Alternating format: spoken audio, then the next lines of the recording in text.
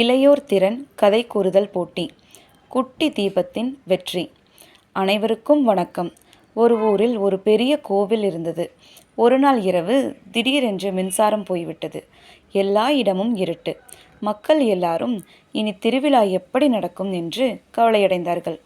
அப்போது ஒரு சிறிய எண்ணெய் தீபம் மெதுவாக சொன்னது, எண்ணெய் ஏற்றுங்கள், என்னால் முடிந்த அளவு வெளிச்சம் தருகிறேன். சிலர் சிரித்தார்கள். உன்னாலே எப்படி இந்த பெரிய கோவிலுக்கு வெளிச்சம் தர முடியும் என்றார்கள். ஆனால் தீபத்தை ஏற்றினார்கள்.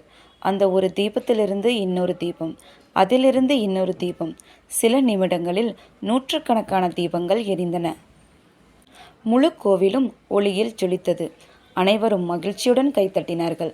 அப்போது அந்த சிறிய தீபம் சொன்னது, நான் தனியாக பெரிய வெளிச்சம் தரவில்லை, ஆனால் ஒரு நல்ல தொடக்கத்தை நான் செய்தேன்.